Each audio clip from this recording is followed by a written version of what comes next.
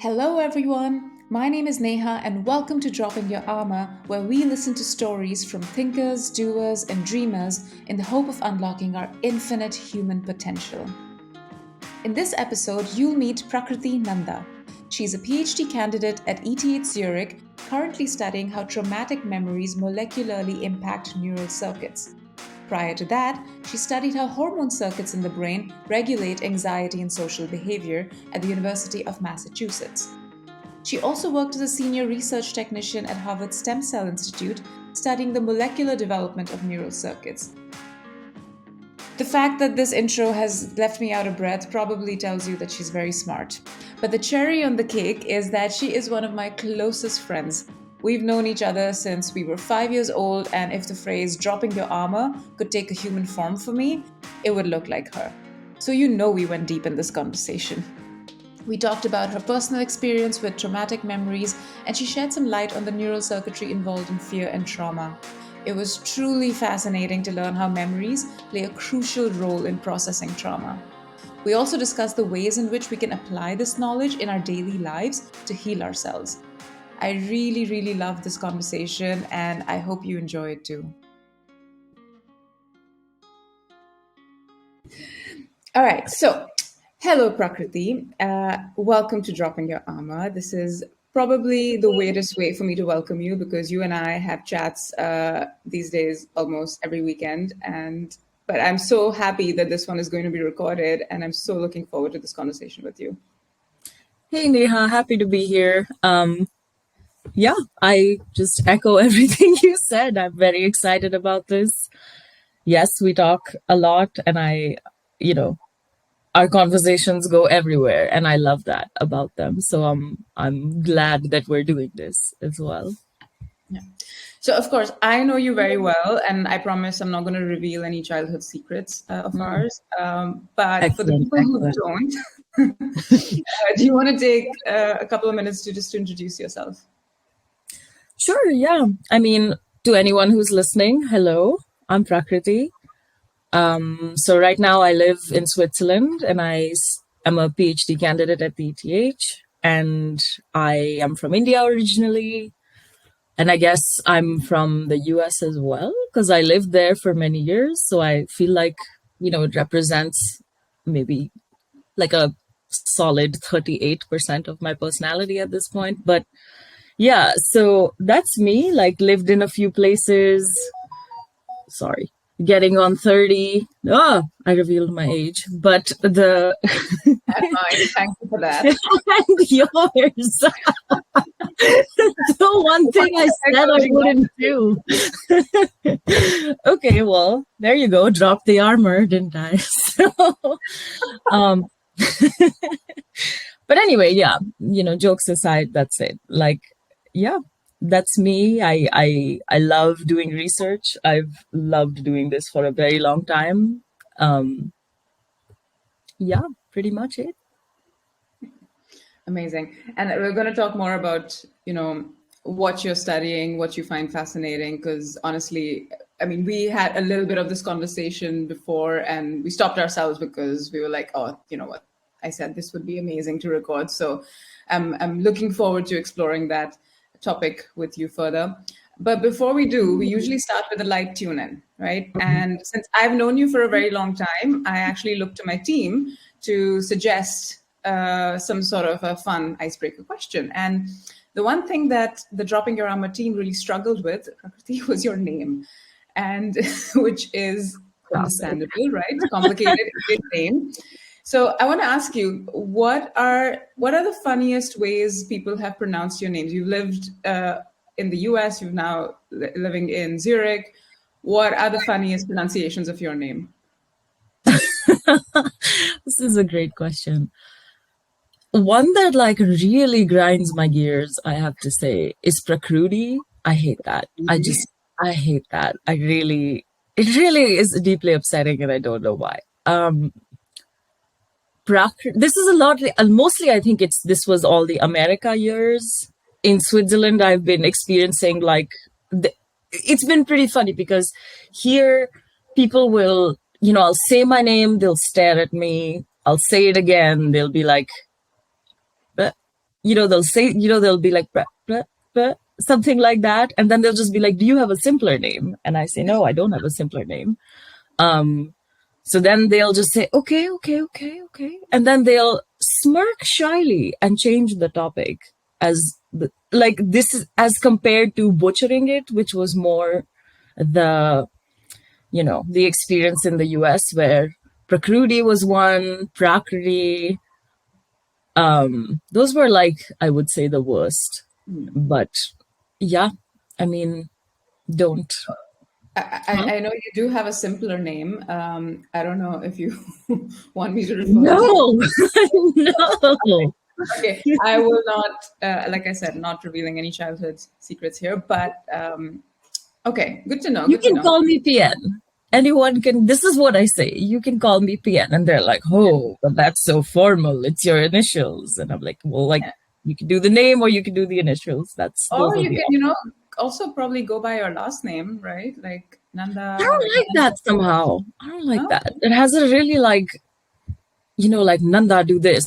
It just feels like PN is fine, like PN go do this or PN get me a margarita. That's fine. But yeah, for some reason, Nanda just doesn't. I don't know. I don't know.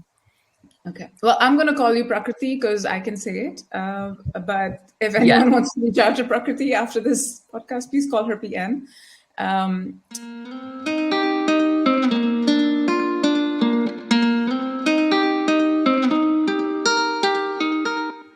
well, my favorite pronunciation of my name is Ni hao. Oh, And oh, yeah. that's really fascinating. Wow. And even though I would consider my name to be very easy to say, and it's just two syllables, people really struggle with it sometimes. And Yeah. it's fine though. Yeah. I'll answer to anything, even hey you at times. So it's all good. But yeah, kind of don't mind that pronunciation of my name. Yeah. Nice. Good. With that, let's actually now dive deeper into the subject. And maybe to start off with, you're studying traumatic memories, right? And the neurobiology behind it. And can you tell us a little bit about how you got into this? What about your life experience led you to study this phenomenon? Yeah. So I mean, as I said, okay, maybe I didn't say that, but I've been doing research since I went to college pretty much. And it took a lot of kind of learning and trying different things out and taking the scenic route. I've always studied memory. Like, I think I studied memory when I was in undergrad. I studied what we call social memory. Then, when I was doing my master's, I was studying like how male and female brains are different, like how the circuitry is organized differently. And then after that, I was studying like developmentally how kind of different types of patterns of molecules create circuits within our brain that, like our movement works like this, right? Our brain controls our spinal cord. So I had been kind of thinking about memory in a lot of different ways, I guess. And it really came together, I think, during COVID. So in 2019, I had like my own experience kind of with trauma, I would say, where my father passed away suddenly, and then a close friend of mine passed away really suddenly. And the after that, I just kind of dealing with the fallout of both of those situations and how it affected everyone and everything around me. Like usually you can have a separate, or at least I've benefited from this separation where I have my entire family in India, and that is one life, and then I have my life in, or at the time I had my life in America, and that's another life. So if one gets bad, you can jump to the other one, the benefits of being an expat, let's say. But at that time I really felt, and then kind of the whole world went crazy with COVID, right? And then on top of that, I guess what I'm trying to say is I experienced a lot of loss simultaneously, which is one type of trauma, of course. And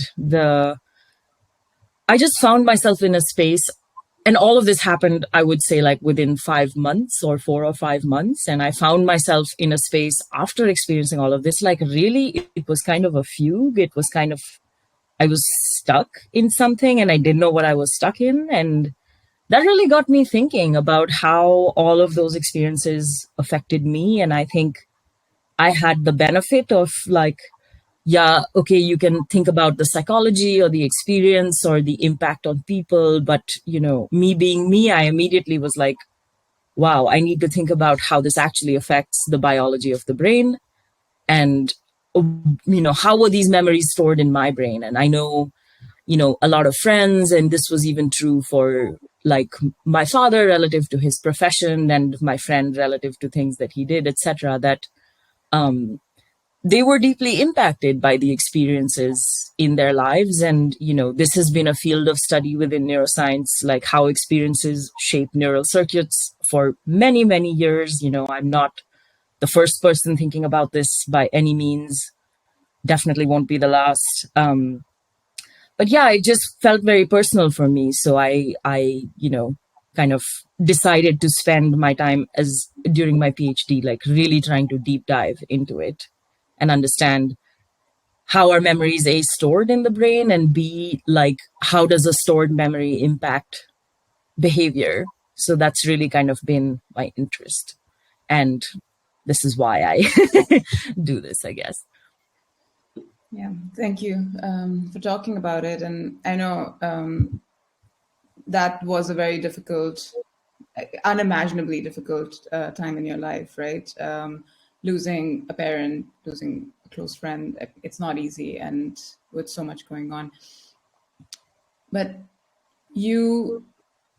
I still, honestly, as your friend, I knew you were always strong, right? Like we've known each other for a long time, and you had the ability to bounce back from anything. And it's not like this was the first time that you dealt with trauma, maybe on this scale and this intensity, right? But there have been a lot of moments while you were growing up that I can remember where life was really tough. But what always, I don't know, I admired about you was how you just sort of work through the pain. And I don't know where that comes from for you, right? Like I remember like feeling like, hey, you know what? Are you settled with it? Like, are you experiencing it? Are you letting yourself feel that? And I remember feeling also uneasy when you're like, you know what? I have to do this, and you threw yourself in your work. And I'm just wondering what was going on for you at that moment where you felt compelled to work through it, and what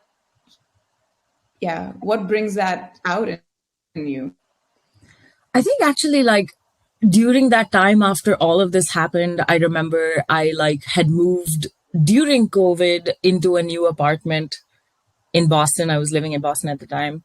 And when I arrived in this new apartment, I felt like I remember for the first couple of weeks just being like, how does one eat breakfast? Like these were the weird types of things in my head. Like, what do I like for breakfast?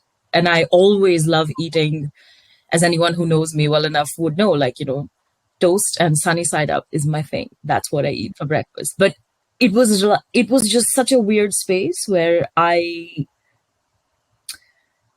like in terms of how it felt, I felt like everything was disorganized in my brain. Like everything was just, and things were, they would come up in fragments and I couldn't put them all together in a way that I could in the past. And I decided to make it a challenge to myself at the time that I would try to feel my emotions, which I think before that period in my life had done it, kind of, sort of, but never really done it.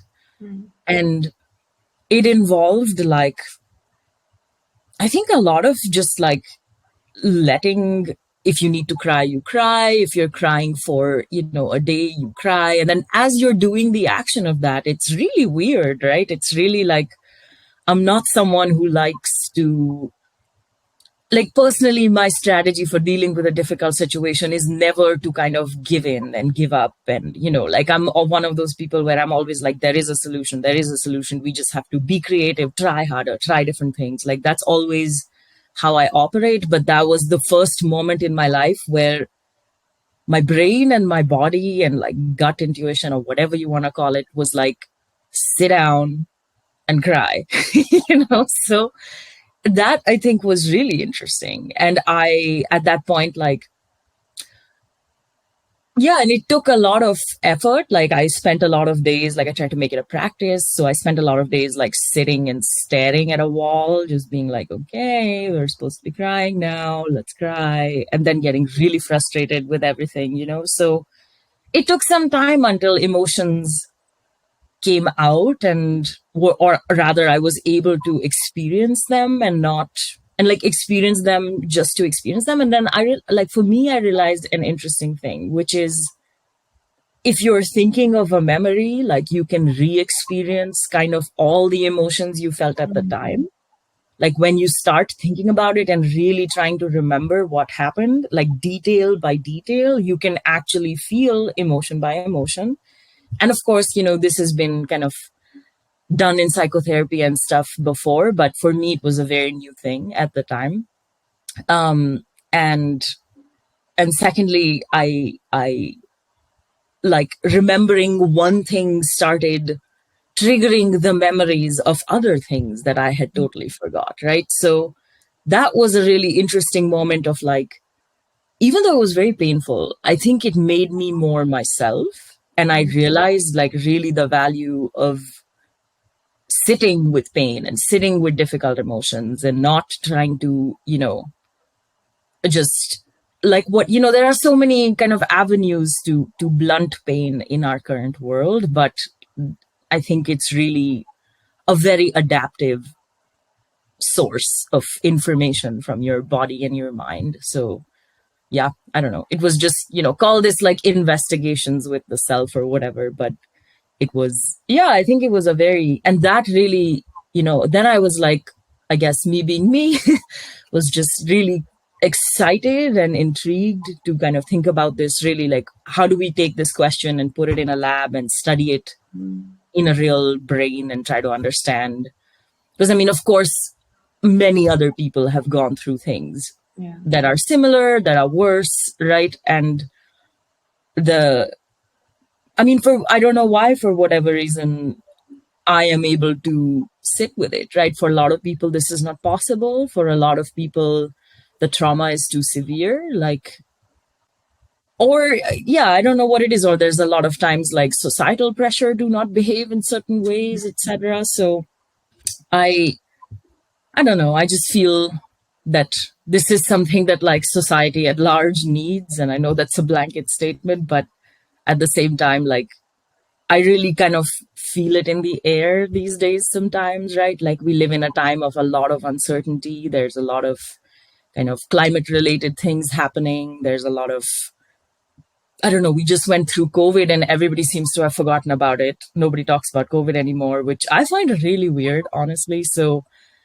I don't know. And I think having this amnesia and just kind of moving on and back to like our Sundays and ice creams and running and whatever, like it's not, I don't know, it doesn't make sense to me. So this is why I study this, I think.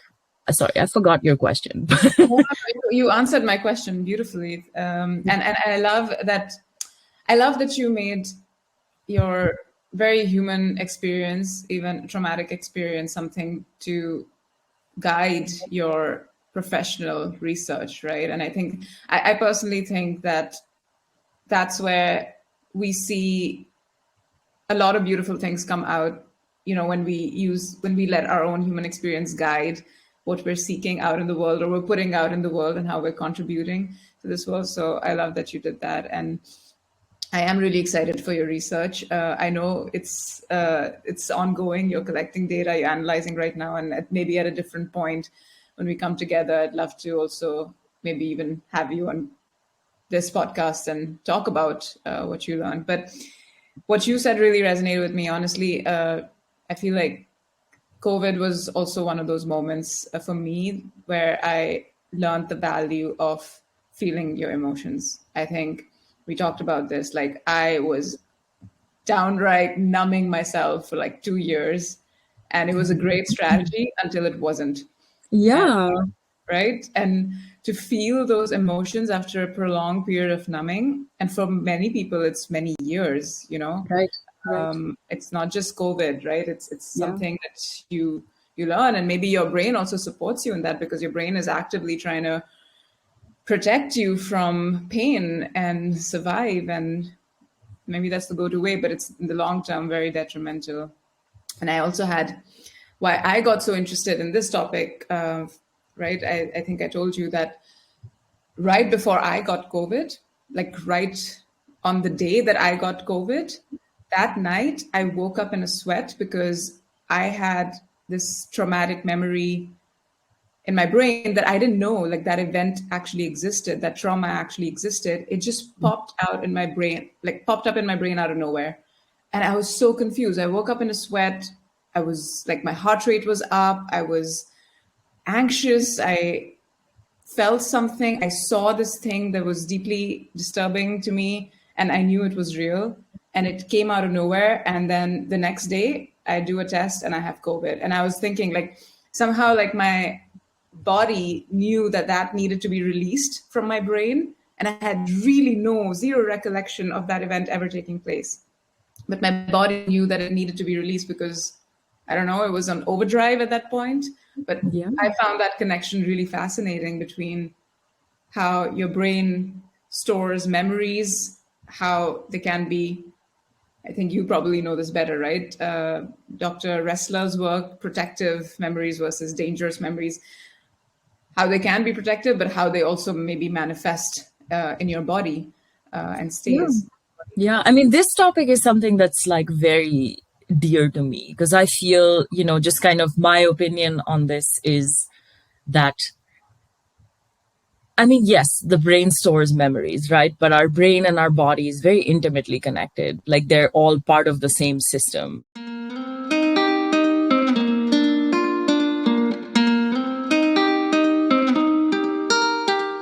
Yeah, I think it informs like not being aware. Oh, I'm back. All right. Not being aware of your emotions, not being aware of the space you're in emotionally and how that's affecting everything around you. Like I think it really bleeds out into all your relationships. I really feel like when you're numbing, it just becomes easy to only focus on the numbing and not focus on anything else or anyone else.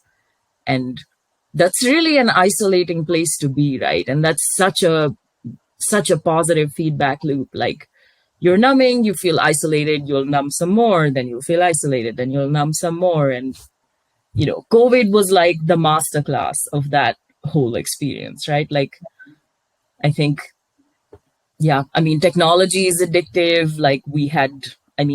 I think both of us were lucky enough to be in the position during COVID where like we had job security, like we still had our jobs. We didn't have to worry about that. We just had to worry about how to deal with working online and, how much that shifted our lives, not being able to see our friends, not being, just these like really kind of quote unquote first world problems, honestly, as opposed to being unemployed or, dealing with um, kind of, yeah, I mean, I would say we had it easier than a lot of people. And even so, like, I think that period really put all of the potential ways to numb yourself like front and center in your face, Yeah. and like I wanted to at some point, I really wanted to numb myself. But again, like I called this the hermit phase of my life where like I stopped drinking completely. I stopped You like call I this what? the I didn't get you. hermit phase. Oh, that's my thing. That everyone at A Train knows. I have hermit weekends where I just fall off the grid and I'm talking to no one, answering no messages. I'm alive, but I'm just doing my thing. Yeah, I Yeah. need that more often now. Yeah. than I I used mean, to. it's funny though, because that's like, if we take a step back and realize that we are animals, that's the way it's supposed to be. You're not supposed to be like continuously connected to everyone always, where everyone expects you to make lovely conversation and this, that, and the other, right? Like you're kind of supposed to be off the grid in a jungle somewhere. Like that's really what's natural. Sounds really So good. yeah. Yeah. Well, actually, before we move on, right? This is super interesting. But before we move on, I want to clarify a few things because I know we've been throwing around some terms, uh, trauma, fear, right? But they're also quite different things. And maybe we can, just so that we know what we're talking about, maybe just have a bit of an operational definition, right? Like, what do we mean when we're talking about trauma or fear? Do you care to share what that means? Ooh. I mean, I think for me, because these things are very relative to each person's experience, and this is of course also the challenge of trying to think about memory, is because what you find traumatic is not like, if what any one person finds traumatic is not going to be the same. Like there are similarities, there are, yeah, I mean, we can all agree on a few things that are traumatic, but I think in general, I don't know, and especially on the types of things that cause, what has really been interesting to me is the types of things that manifest symptoms of depression or anxiety, or other types of, mood disorders, where there's really a sliding scale, right? Like you have an extremely traumatic event where, you kind of need professional medical help and that type of thing, where, the symptoms are really severe and they really disrupt your quality of life, versus you have the kind of, let's call it day-to-day depression, right? Where there's something that happens in your life and it triggers a phase of depression or anxiety, or just kind of shift away from your usual patterns, etc. And these are, I think, like for me, very interesting to study, because you still have some potential there to change that, even for yourself. And I think there's so many people that knowingly or unknowingly might be struggling with this, that I think this is how I would like to operationally define it for the purpose of our discussion, is, you know, an experience that has changed you in, like, for positive or for negative, right? And if, like, just where, like, someone who's listening to this can sit down and say, okay, this was the experience and this is how it changed me, negatively or positively. I think let's call that, I mean, of course, because we're talking about trauma, let's call the negative aspect of that trauma. And I think it is a very broad definition, but I think that it actually captures the experience of a lot of people that don't fit into the, you need really professional medical attention. Yeah.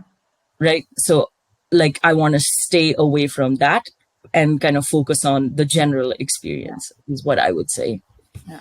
No, that resonates with me, and it's also like I also think about trauma as it's quite broad, right? Like even if you go back to our own childhood, right? Even at a point where we wanted to be held, but there was no one around, that could be potentially traumatic. Something as innocuous as that, right? That could be potentially traumatic to a child who, in that moment, didn't feel safety, right? So, the way I think of trauma is similar to what you said, right? This fear or this maybe even negative experience that somehow gets embedded in your nervous system and kind of stays on, right? As opposed to the fear reflex reaction in the moment a car is coming towards me, I'm really scared, but I leave the place and I'm off the road now, but I still feel that sensation, that fear in my body, and I've somehow built a narrative around that stays with me, and now that's trauma. Like that's how I loosely understand the term. And maybe it would be interesting to know, like, how does that actually work in the brain? Like I was really fascinated, I was doing some reading about it too, and I was really fascinated by like the neurocircuitry of how that actually works, right? The fear circuitry in the brain. Right. Do you want to talk about that a little bit?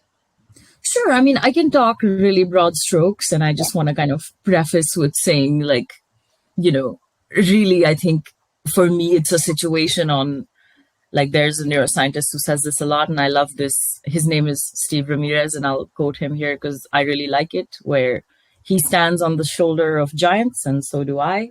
Like, there have been so many really brilliant researchers in the field before me, and I'm sure there will be after me, but I'll give you my take on the situation.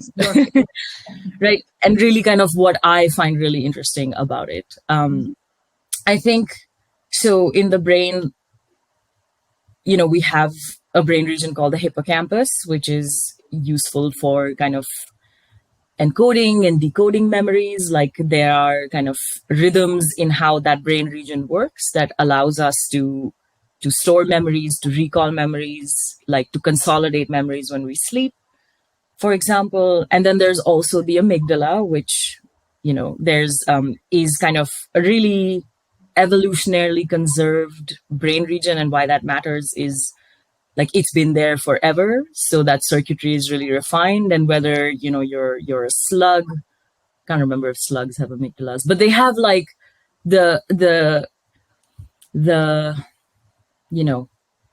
a version of it. They have a version of it, right? Like, which in humans or in other animals evolved to be different, but we all, if you look at the basic structure of the circuit and how these circuits are connected to other parts of the brain or the types of molecules that are there, it's shockingly similar, whether you're a zebrafish, whether you're a bird, or whether you're Neha. Like, it's, which is really interesting for me because in a way, like, there has to be, I think as humans, we get a little bit caught in like, oh, we are, some type of pinnacle of evolution, but I really don't think that that's the case. And you can, all animals have different unique adaptations to their circuits that supports their behavior. And we have a similar thing, right? And our brain is constantly trying to adapt to our environment as we've gone, like, in human evolution time, from being hunter-gatherers to now being,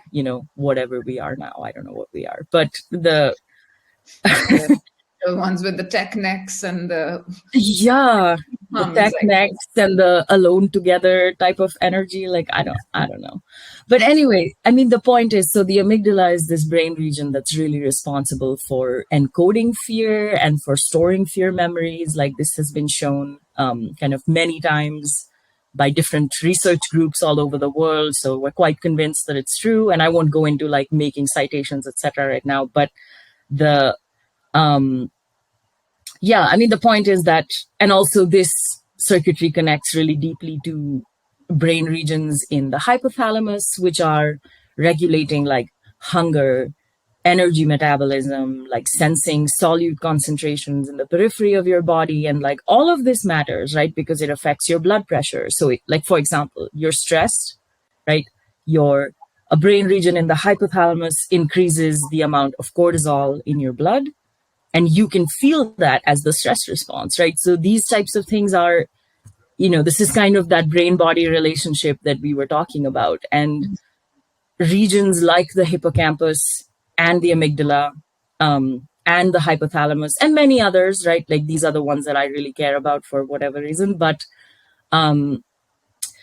they create those emotional sensations, let's say, in the body, and they also respond to them, right? Like, once they create them, the kind of circulating concentrations of different molecules, different hormones, like, they all also then influence the neural activity in all of these brain regions. And not just the neural activity, but they also actually create molecular changes at the level of, epigenetics, or kind of modifications to the, like, chemical modifications, or you're not actually changing the sequence of the DNA, you're modifying it kind of chemically, just kind of at a very basic level. But so, I mean, there's and the amygdala is really kind of the seat of this. If you take an amygdala out, as far as I know, like, people, you will struggle with forming a fear memory or a fear association. Like, the brain has a lot of unique ways to get around that. It's a very kind of plastic organ, but I think in general terms, there's like the amygdala is really essential for this. And yeah, did that help or slash answer? Yes, definitely. What I also find really fascinating, because you talked about memories here, right? And what I find fascinating is that you can have a fear response or a threat response based on an immediate threat that you're confronted with, right? Like the example of me on the road with a car coming towards me, or it can be triggered by a memory, right? Right. And that's what you're talking about, because the amygdala holds that connection as well. Right. And that's really fascinating. So when you recall a memory, you can feel, as you said before, right, the same sort of physiological response, heart Yeah. rate, all of that, and that is another input source for the threat response in a way. Right. And I mean, that's super useful, right? Because the purpose of memory in the brain is to help an animal make future decisions, right? So if you, and this is where you can obviously store good memories, you can obviously store bad memories, and then most memories are kind of neutral, right? Like I would say that there's a distribution there, and all of them are useful in their own ways. The amygdala, along with other brain regions, has to kind of figure out what is useful, like what is useful relative to this animal's environment, right? Like maybe for a particular person, that traumatic memory is very useful to use that information to guide future behavior, maybe because you're in a dangerous environment, right? But in another situation, or you have like kind of an information transfer thing, right? Where something that happens in one situation, you need to apply that experience to another situation, right? So your amygdala is kind of doing all of these things and guiding and telling you like, okay, like say you had a weird experience on this road, like, kind of using the example you were using, you had an almost accident on road A. Okay, why did that happen? What could have possibly made that happen? And how likely is it to happen on road B? Like this is the kind of calculus that the neural circuits are doing constantly. Like we're not aware of this, of course, on a moment to moment level, but and that's where I feel that the emotions are really kind of guiding us, right? Like I think when you go to a new environment, you don't have really a lot of, or at least I don't have a lot of immediate thoughts where I'm like, oh yes, I see danger coming. Like that doesn't happen, like I can't describe it. I can't say I feel afraid of whatever in that situation. I can just say, I don't feel comfortable or something doesn't feel right here. Like that's all you have at that moment. And that's, I think, to me personally, like I interpret those experiences through the lens of my knowledge as these are those kind of guiding signals from past memories that are coming from brain regions like your amygdala, etc., that are telling you you've kind of sort of experienced a version of this before, and this is what happened then. Like that's what your body, I feel, is trying to tell you in that moment, right? So, and then when you lose the ability to do that, when you lose the ability to tell the difference between a safe situation, a new situation, a dangerous situation, because your memory is just always saying danger, danger, danger, danger, danger, right? Like this is such a, and I mean, I've been in that space where you're just like reacting emotionally constantly to people, you're taking everything personally, like you're just, do you know what I mean? Like, I don't know that I, yeah. Yeah, So I feel like these things are very, very linked to each other, right? Like even the kind of the metacognitive level that we experience things at versus these really simple reactions that our body gives us of like, don't go away from that person, like, and you have no reason, you have no rational thought driven reason at the time to go away from a particular person, but your body still tells you that, right? So yeah, I mean, I think there's a lot of intelligence there that we don't tap into, frankly. So yeah, yeah. definitely.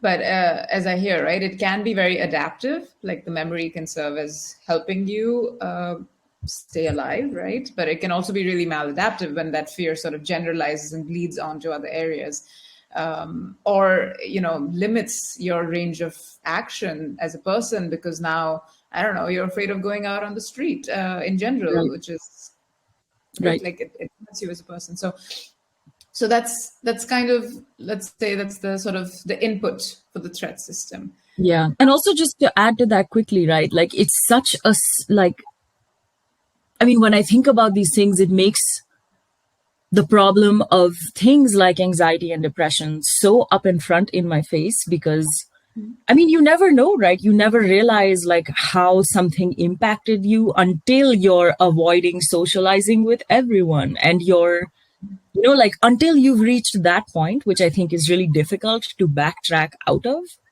Um, and I think it's because we're so driven by, you know, let's numb, let's work, let's be productive, let's do this, let's do that, whatever. Um, you reach a point where it becomes increasingly difficult to actually backtrack out of this. I don't know, it's like for me it makes me think of that fugue like state that I was describing earlier. And there's also, you know, you never know, right? Like in what could possibly cause a very serious you know, psychotic episode or something like that in someone. Like it doesn't necessarily have to be something, you know, like a tragic life event that happened, right? Like it can always also be tiny chips of the block, which are one day too much, right? Like it, so yeah, I mean, it just, when I think about this, like, yeah, it's nice to think about, I mean, people that experience this in their daily lives and how they can try to be more aware or try to backtrack out of a situation when they realize they're being guided too much by some type of past memory that they're not aware of. But also at some point, I mean, you never know. That's what I'm trying to say. You just never know when that can spill over and become really a serious, you know, not that depression is not a medical condition. That's not what I'm trying to say. But like, then you really need medical support on a very kind of active day-to-day level, right? Like that, the line is so blurry between those things. At least it appears like that to me.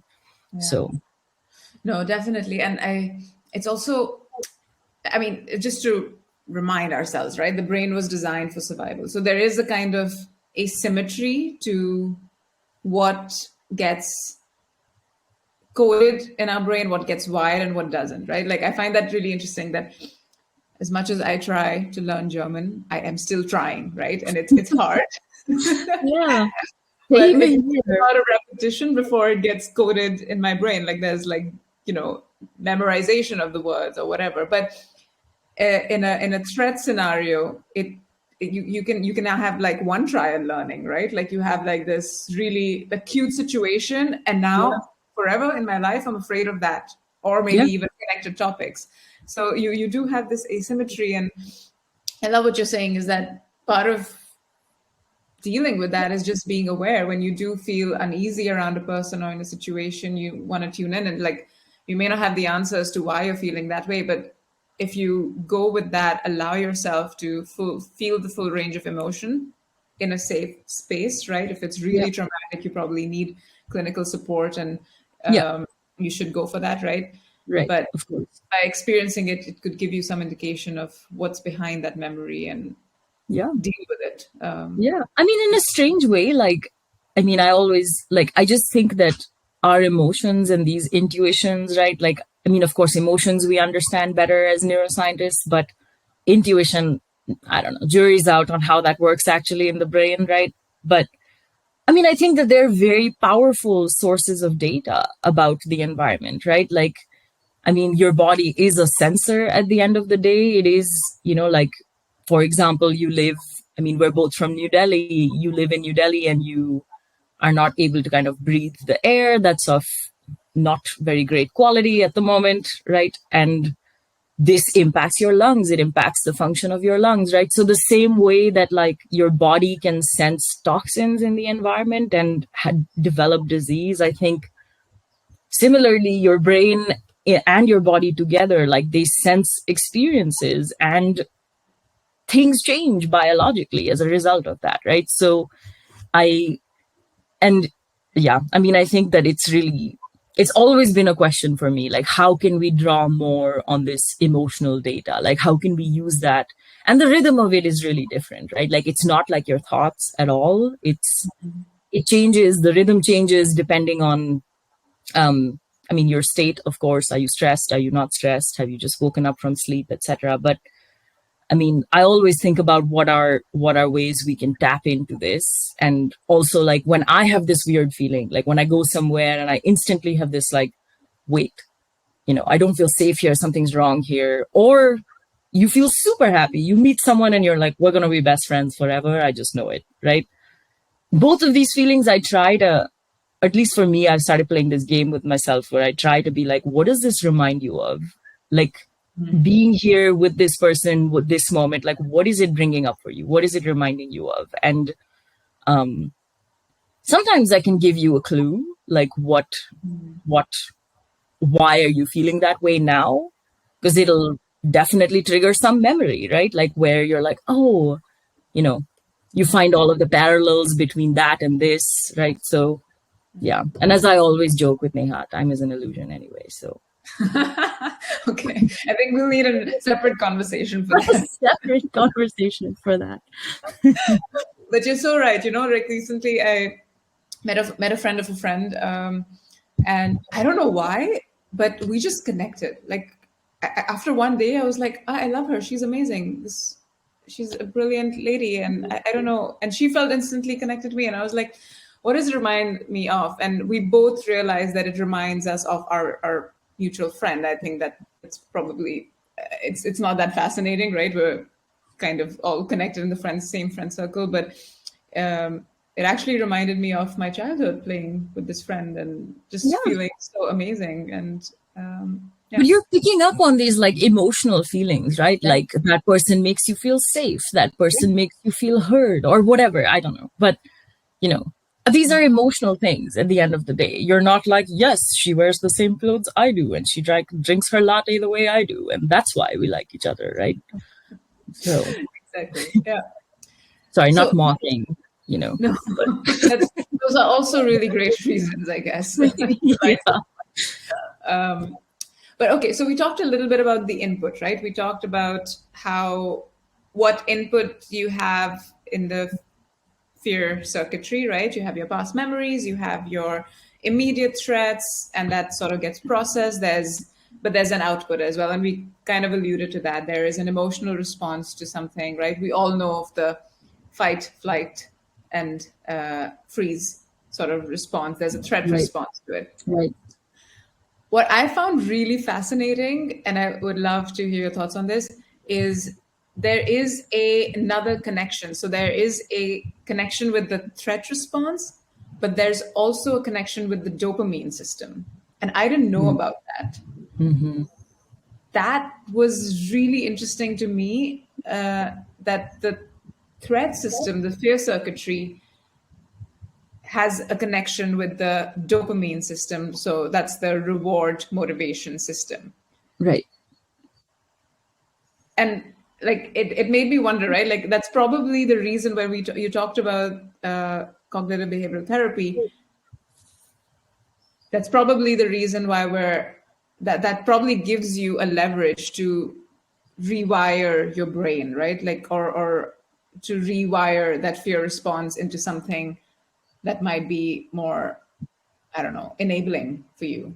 I don't know. It's just a conjecture. I haven't gotten too deep into the topic yet. Yeah. I just read about it last night and I was like, oh my God, this is amazing. I need to discuss this. No, it's you're right. It is amazing. I find that very cool as well. And like when you actually look at, neural projections from the amygdala, like you can see that it goes to brain regions that are linked to storing reward, etc., etc. Like there's a lot of crosstalk between those brain regions.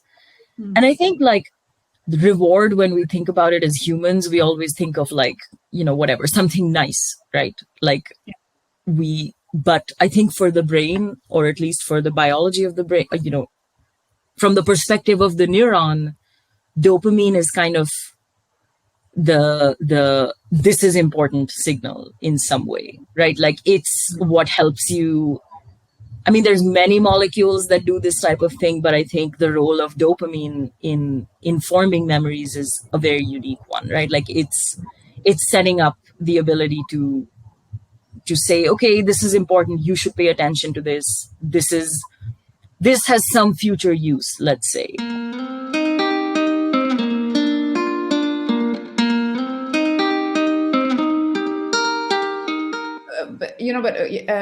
I hear you. But what I meant was, if it's connected to the dopamine system and it's kind of putting the exclamation mark and going like, this is important, right? That's what it does. It helps you, and you probably need to do this. You probably do this in cognitive behavioral therapy or in some form of therapy where you sort of you talk about the fear, you desensitize yourself at some point, right? But you disconnect the fear, the event from the fearful response. Yeah. But there's an opportunity to probably wire in new memories and leverage the dopamine system to replace that fear with something else.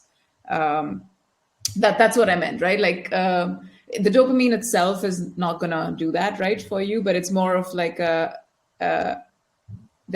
could be a positive way to leverage that connection to replace the fearful memories with new ones that might take more salience moving forward. And just to conjecture, right? Like, right. Of course. I mean, maybe, who knows, right? Like, I think it is.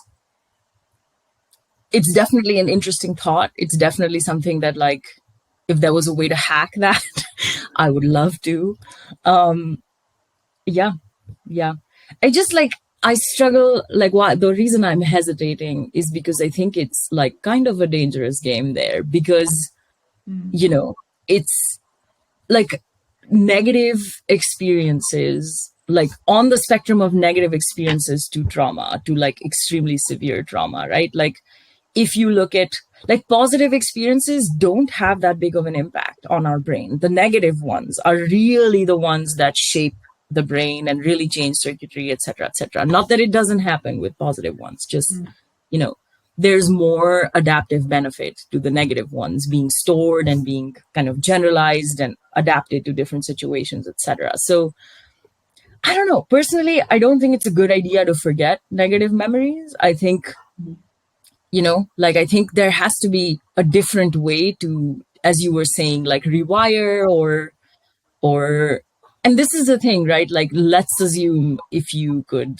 happily find the neurons in a brain that has stored a negative memory and then just like increase the level of dopamine in those neurons, right? Like, one might think that would allow those neurons to reassociate and maybe forget a little bit of that memory, etc.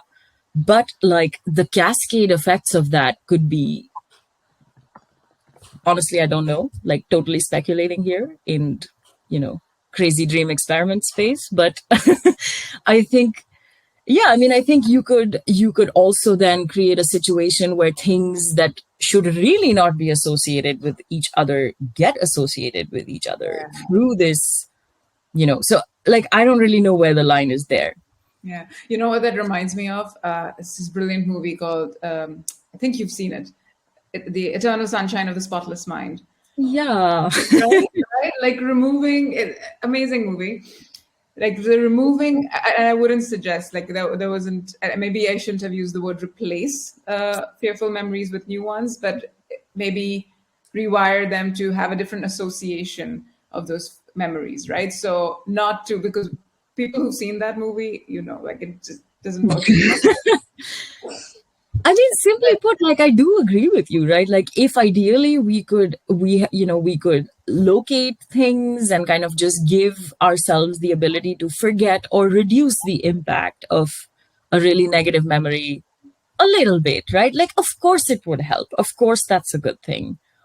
But, when you increase the plasticity of something, it'll connect to whatever it wants to connect to. It'll connect to, whatever is kind of the most like whatever is the most optimal thing to connect to at the time. And I don't know if we can predict what that is, right? So unless you direct it, right? And that's the whole point of therapy, right? That's where so with my psych background, that's what I'm super interested in, how therapy really works, right? And there you it's not enough to extinguish the fear. And like, yes, the fear response needs to be dulled down to bring down the anxiety. So Yeah. a typical way is to really talk about it, right? To recount that Yeah. stressful event over and over again until it becomes a boring story in a Yeah. way, right? Yeah. Yeah. Yeah. And then you And sort of I just, mean, I find that so interesting that right? that works. It That's actually works. Why so does it work? it's amazing. And of course, Yeah. like people listening, just don't try to talk about your trauma openly now and in gross Yeah. detail because with anyone because you need a safe environment, right? Yes. I Of course. started doing that once I learned about that. I try to do it once in a while by writing about it Yeah. for like the little things that I feel okay dealing with myself, right? So Yeah. just Yeah. recounting that experience eliminates it. But as you said, it's your brain is plastic, so you need to connect it with something else. Otherwise, it'll just connect to, I don't know, whatever is available at the point. Yeah. The next part of therapy is to not to forget the memory, but to have a positive association with that, right? So, for example, I got booed off a stage when I was reciting poetry and now have a fear of public speaking. I talk about it, I talk about that experience. It disconnects from my, like the fear disconnects from the event itself. Yeah. And then I think about how I am able to go and talk to people in situations and do public speaking despite having that traumatic experience. It's kind of like an internal motivation system, right? Like the reward, Yeah. you kind of tap into that feeling that Yeah. I'm doing it despite that. How amazing am I? Like, this is my strength in that Yeah. situation. I mean, coming back a little bit to the hermit period for me, and something I started doing then because there was not a lot of options, frankly, was walking, like going on hikes Yeah. in the Boston area, like in the kind of forests nearby, and just like at the time I was very frustrated. I felt like I had a lot of things to say, right? Like my dad died suddenly. I felt like I didn't have closure on all the things I wanted to say to him. Like there was just like random conversations I would have liked to have with him that I didn't get a chance to. So I was hiking and talking to him, like it might sound crazy, but it was really like, it really felt so nice to go on hikes. And he used to love hiking. So it was a weird, like space time connection type of thing, whatever you want to call it. But it was nice. And it really like this helped actually for me to bring a lot of the negative experiences or the negative memories of like really specific things that I was, and they were not even something so major, honestly. Like it was just like, I'm really frustrated about this and I wish that I could talk about it to you. So I'm just going to hike and I'm going to talk. And it was nice, like it really, I think, helped rewire my association with that specific thing. So, and like, yeah, this is my, something that worked for me that I can just kind of put in the world. And also forests are great. Everybody should be in the forest more. So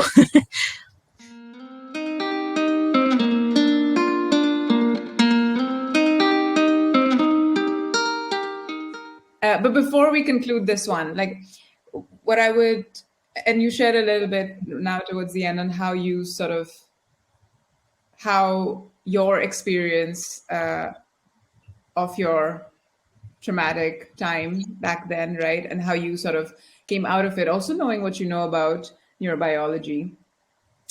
What can people take away from this? What is something that you want to share, like an application or something that you've learned that really has changed the way you process these traumatic events or the way you think about them now?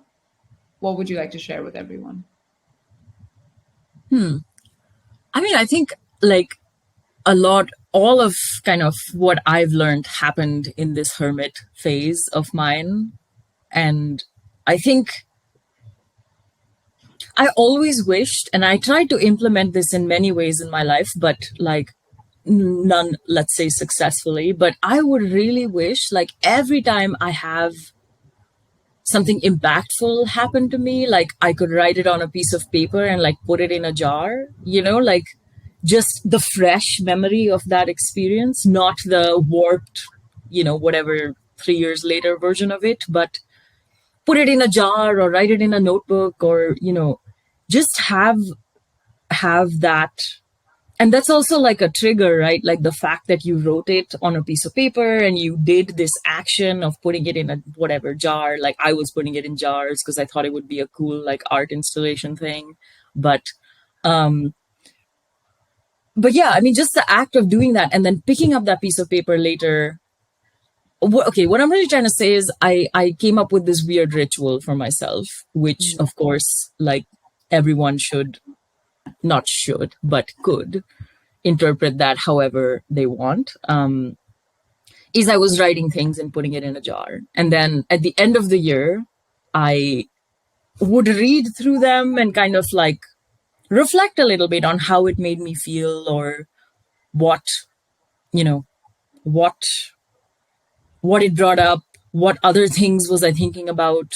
And then I would like burn all of them, which was kind of like it was my way of releasing all of that, right? Like bringing it back into your brain again, because ultimately, like, this is the best recording device. Like, you'll run out of jars, you'll run out of wall space, but you'll never run out of brain space, let's say. So yeah, I mean, I liked that feeling, and I definitely tried to kind of build activities for myself as ways to re-experience things that were traumatic, right? Like, how can I make it like I love art, I love being creative, I love being outdoors. So I tried to use that and use things that I like as a way to, and I love when things become games. I get like very excited about it and I'll do it and I have a lot of motivation. So, this was where, I mean, yeah, like the forest walks were a great thing, I think, for me. Like for me, I used it like I felt like there were many people I really wanted to talk to and I couldn't. Like there was a lot I wanted to say and I couldn't. In many different ways to many different people, alive and dead. Let's put it that way, right? So the forest walks were a way to just be alone, but not alone, because you're never kind of really alone in a forest, let's say. Like, there's life all around you. And that was really beautiful to just kind of put it out into the ether, to just really say what I wanted to say. Like, that's something I struggle with. Sometimes I don't in the moment. Like I tone my reaction a lot. I'm super aware of how the other person is feeling, as opposed to just saying blah, like I don't do that so much. So that was my exercise in that. And then the memory jars thing, I really got into that for that year. And then after I burnt everything at the end of the year, I kind of never came back to it. But, I would like to. Or, like some way where you have like some time-stamped external evidence of something happening, right? Because I feel like when you're in a weird state, like your memory, and what I mean by weird state is if you're like maybe in a phase of depression, or you're super anxious and stressed at work, or you're just going through something in your life, like I think it's very difficult to remember things accurately. And I mean, there's a lot of evidence to support that also from research. And in those moments, like, it's nice to have that external piece of paper that says like, okay, actually the way you're remembering that, like, it didn't happen like that, right? You didn't have a terrible time with your friend. Actually, you guys had a really good time eating ice cream together, whatever. Or, you can do like the sum, right? Like you can look at everything bad that happened and also look at everything good that happened and try to say like, okay, net, right? Like things are 50-50 or things are 30-40 or whatever, 30-70 or whatever, right? Like, huh? Could be 30-40 if you're numb for the rest of the time. So. Very good point. Very good point. And also, like, not only these really like impactful things, but also the super mundane, right? Like the habits, right? Like Neha and I I'm just like talking to the imaginary other people who are listening to this. Yeah, Imaginary. it's really weird for me to hear you talk about me in third person, I have to say. Go ahead. I did what? Yeah, like impactful, like, and then trying to rate memories, right? Like this was super impactful for me. It affected me and I'm a scientist, so I try to put a number on everything, right? Like this memory was negative or positive. Let's make a scale. And then it impacted me for X amount of time from when it first happened. Let's put a time on it. Like, I just think it's a really actually informative and interesting data, right? Like, you might, after you do this for a few months, like, you might realize you'll be more aware of how your mind is warping things. Like, and that was, I think, it was just fun. Honestly, for me personally, it was a lot of fun. I don't know if it will be for other people, but I had a nice time. And you make this like strangely intriguing art installation. So I love it. So it was a pretty big piece of paper, right, for you to make a scale and write all of that stuff no, down. no, no. This, you know me. I made an SOP. First, there was an SOP of like how I'm going to do this, and then every piece of paper just followed the SOP, right? Like Okay, stop. first, You're making my brain hurt now. But I love the ritual. I am going to do that. I really like the ritual. I think that's a beautiful idea. I want to do that for myself. So yeah, thank you, yeah, for sharing that. Yeah. it was fun. So before we go, Prakriti, I want you to complete the sentence. I know you dropped your armor quite a bit in this conversation, and I really want to thank you for just being your open, wonderful, brilliant self. Oh, But thank before you for having me here. of course. But before you go, I want you to complete the sentence. When I drop my armor, I dot dot dot. I need to think about that one.